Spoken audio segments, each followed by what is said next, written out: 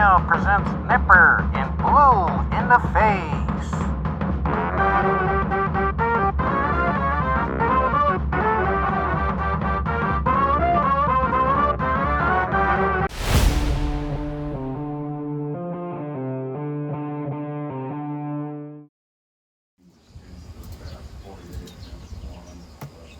So I'm going to take these 4311Bs and I'm going to paint the front baffle blue. And I have already sanded these down. We've seen many of my videos where I sand cabinets down, so I didn't feel there was a need to repeat that all over again. But I want to show what this is going to look like restored with a blue finish and a red, maybe beige, grill cover. So here we go. So what I'm doing here is getting the front baffle prepped, and I want to get it as smooth as possible because I'm not going to use a primer. The paint that I use is going to have a primer built into it. It's blue, so I didn't think it was necessary to put a black primer on.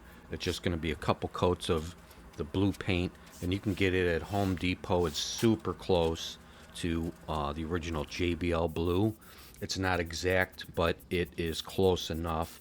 And I've done these to a few sets of these 4311s and 4311Bs, and people that love these JBL speakers love this color. And usually when I put this up on the market, they're gone in about a day or two. So what I'm doing here is, after I applied the first coat, I'm wet sanding it with 1000 grit, and that's just to ensure that I have a nice smooth finish before I put that final coat on. And then ultimately in the end I'll be spraying a clear coat matte over it to protect it.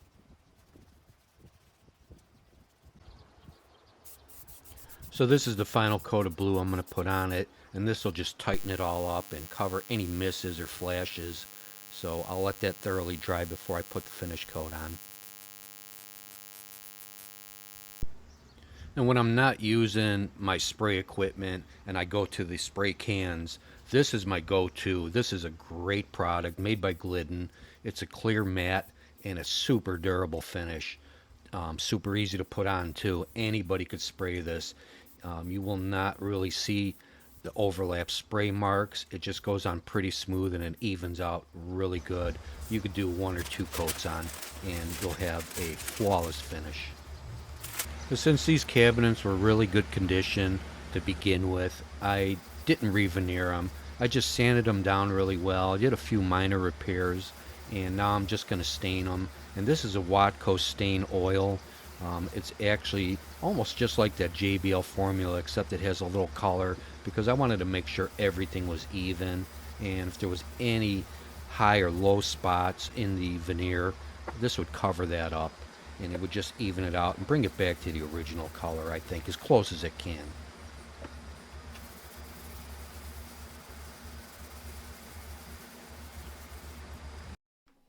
Now it's time to reassemble and put the speakers back together, and I'm going to start by putting in the crossover. Now I know this blue looks really bright because it's under some fluorescent lights right now, so it doesn't look this bright. It actually looks closer to that original JBL color. The JBL color is probably a tad bit darker, but this is so close that it doesn't matter. Now it's important to remember, do not use a power drill or a screw gun or anything like that to put these drivers back in. Hand tighten them. Put the screws in with the regular Phillips screwdriver, because if it slips out of your hand, it could pop into the cone. And I've done that before. I had to learn the hard way not to mess around. Even if you think you're going to do it real slow, or you get lazy and you just want to get it over with, best thing to do is hand drive them. And even when you're using a hand driver, a Phillips screwdriver, you want to make sure that the way I'm putting my hand in front of that screwdriver, because even that could slip out of your hand. So it's just important to keep your hand in front of it while you're first starting it, while it's a little wobbly. And then once you get them all the way down, you just go slow and be careful. This is the 3M Super 77 adhesive, and I use this now to reapply the labels. Now I think I had these No, I think these are the original. So instead of putting double-sided tape, which, kind of makes it, raised up a little bit, I just spray this adhesive on the back. I'm real careful not to get it on the front. And if you get it on the front, you could wipe it off, but it sticks really well. It's a, one and done. So I'd recommend getting spray adhesive instead of double-sided tape when you're reapplying these labels. And what I'm doing here is wiping off the goo that usually comes off the woofer in that cloth surround. It just drips out, and anyone who had these speakers upside down are going to notice that a lot of that goo starts going toward the top. So it'll get on the tweeter, it'll get on the edge of the woofer, and even sometimes on the mid-range. So I just wipe it off and I use acetone.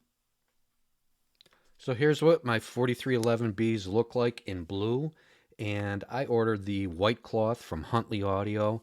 If you're going to order any cloth, make sure you get it from Huntley. That is the most authentic looking cloth that there is out there. Steve's a great guy. He gets it shipped out to you immediately, and it's always quality. And whether you have him make it or you put it on yourself, you can go either way.